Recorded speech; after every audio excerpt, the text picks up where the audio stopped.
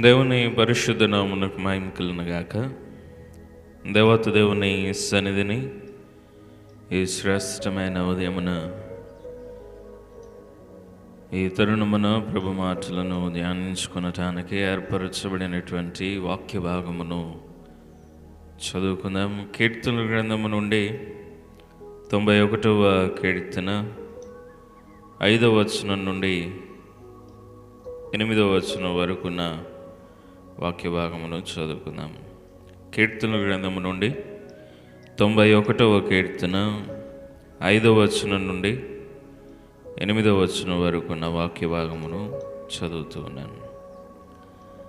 రాత్రివేళ కలుగు భయముకైనను, పగటి వేళ ఎగురు బాణముకైనను, చీకటిలో సంచరించు తెగులుకైనను, మధ్యాహ్నమందు పాడు చేయు రోగమునకైనను నీవు భయపడుకుందువు.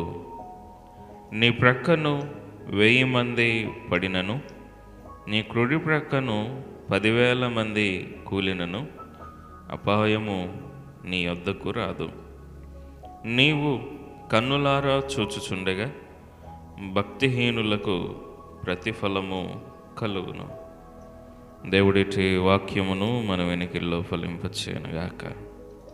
ఆమేన్. చదవబడినటువంటి వాక్య భాగ సందర్భంలో మొదటి 4 వచనాల్లో మనం చూస్తూ ఉన్నప్పుడు దేవుడు మనకు కాపుదలనిచ్చేవాడని, సంరక్షణ దయచేవాడని, ఆయనలో మనకు సమాధానకరమైనటువంటి అనుభవం ఉంటుందని, ఆయన మనకు కావలసినటువంటి భద్రతనిస్తాడని, ఇలాగా ఎన్నో ఆలోచనలు మనం చూస్తూ ఉన్నాం. దేవుడు మనందరికీ అన్ని విషయములలో తోడుగా నిలచి ఉంటాడని అందులో మనకు స్పష్టీకరింపబడుతుంది.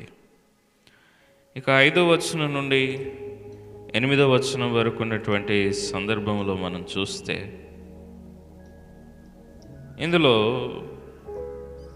దేవుని యొక్క భద్రతను బట్టి మనము ఎలాగా ఉండగలుగుతాం, ఎలాగ ఉండాలి అనేటువంటి మాటలు కనబడతాయి. అపాయాలు ఎన్నో రకాలు, ఆటంకాలు ఎన్నో రకాలు, ఎదురయ్యేటువంటి కష్టాలు ఎన్నో రకాలు. అందుకే అంటున్నాడు, రాత్రివేళ కలుగు భయమునకైనను, పగటి వేళ ఎగురు బాణములకైనను, చీకటిలో సంచరించు తెగులకైనను, మధ్యాహ్నమందు పాడు చేయు రోగమునకైనను నీవు భయపడుకుందువు. నీ జీవితంలో ఎదురయ్యేటువంటి ఆ కష్టము రాత్రి కావచ్చు, పగలు కావచ్చు, చీకటిలో కావచ్చు, మధ్యాహ్నం కావచ్చు, ఏ సమయమున ఏ సందర్భమున ఆ బాణము నిన్ను నాశనం చేస్తుందో తెలియదు, ఆ తెగులు నిన్ను నాశనం చేస్తుందో తెలియదు, ఆ రోగము నిన్ను నాశనం చేస్తుందో తెలియదు. అయితే ఉదయమునైనా, మధ్యాహ్నమైనా, రాత్రివేళ అయినా, చీకటిలోనైనా, పగటి వేళనైనా ఎన్నో అపాయాలు పొంచి ఉన్నాయి.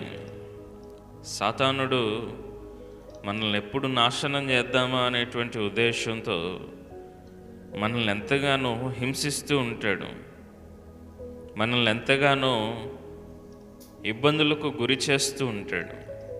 కానీ యెహోవా మన పక్షంగా ఉన్నప్పుడు అపాయాలేవి మనల్ని ఏమీ చేయవు. అందు గురించి అంటున్నాడు, ఇదిగో నీవు భయపడుకుందువు. నిజంగా నీవు నా మీద ఆధారపడితే నీకు భయం ఉండదయ్యా అని అంటున్నాడు. ఒకవేళ అనుకోకుండా ఒకేసారి రాత్రివేళ కరెంటు పోతే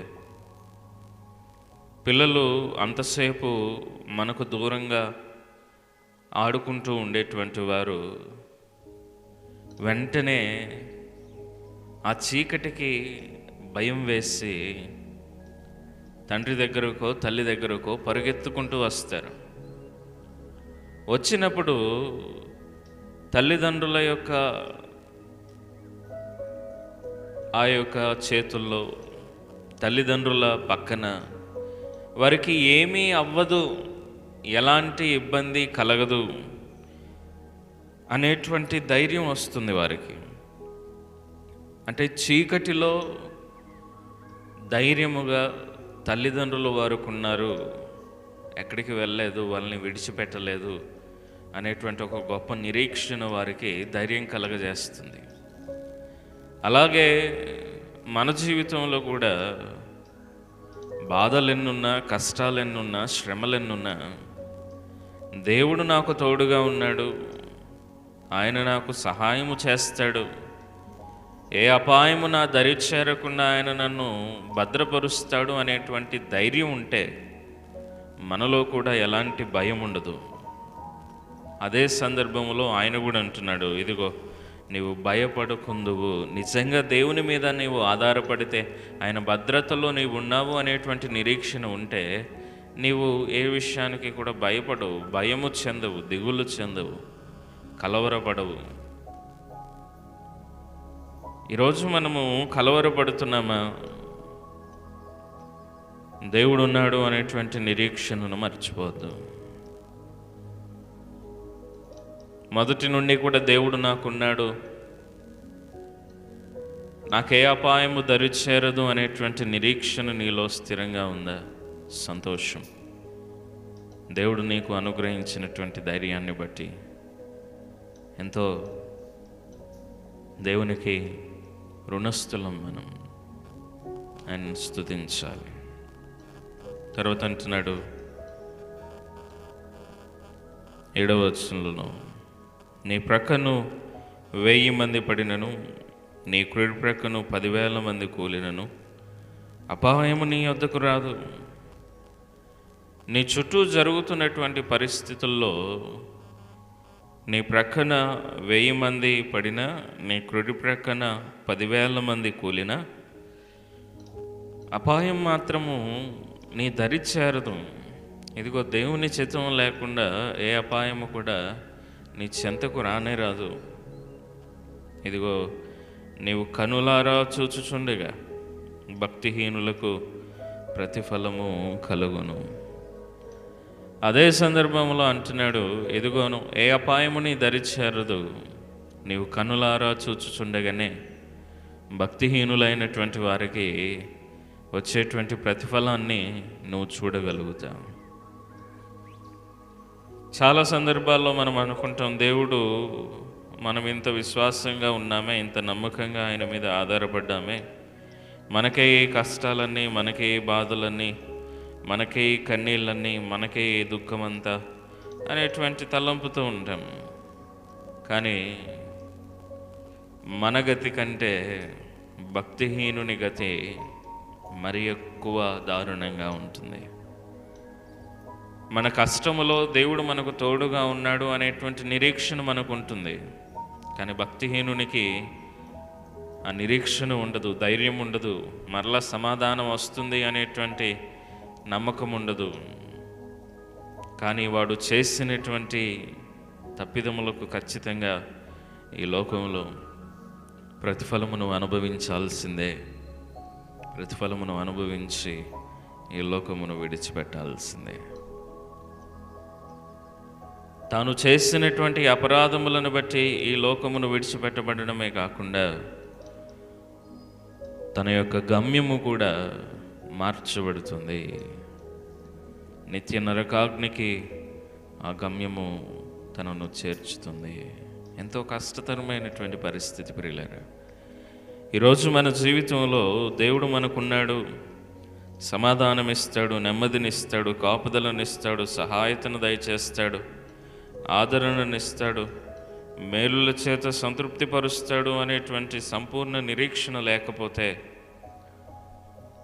మన విశ్వాస జీవితంలో మనం పడిపోతాం.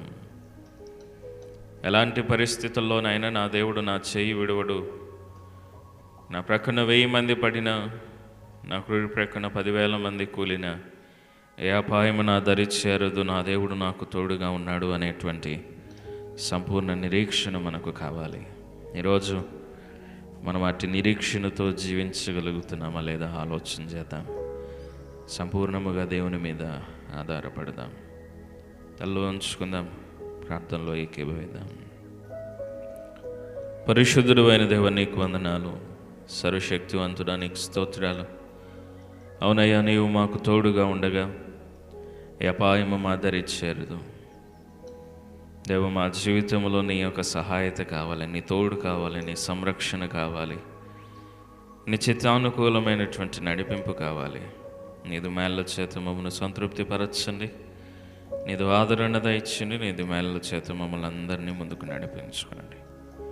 ఈరోజు మమ్మల్ని నీవు నీ సన్నిధిలో నిలవబెట్టుకున్నందుకు వందనాలు దేవ. ఈ దినమంతటిలోనూ మాకును, మా కుటుంబాలకును, మా సంఘానికి, నీ సార్వత్రిక సంఘమునకును, సకల పరిశుద్ధులకును దేవ, మా గ్రామ ప్రజలకును కావలసిన క్షేమము, భద్రత, కాపుదల, నీ సన్నిధి ప్రసన్నత, దీవెన, ఆశీర్వాదములు మెండుగా అనుగ్రహించి నీదు మేళ్ళ చేత మమ్మల్ని అందరినీ సంతృప్తిపరిచి నీ నామమును గణపరుచుకునమని సమస్త ఘనత, మహిమ, ప్రభావములు నీకే ఆరోపిస్తూ యేసు పరిశుద్ధ ప్రశస్త గణ నామములో ఈ ప్రార్థన వేడుకొని పొందుకొంచున్నాం తండ్రి. ఆమెన్. తండ్రి, కుమార, పరిశుద్ధాత్మ త్రియేక దేవుని దీవెన ఆశీర్వాదములు సదా మనందరికీ తోడే ఉండి దీవించి ఆశీర్వదించి నడిపించుకొనుగాక. ఆమెన్.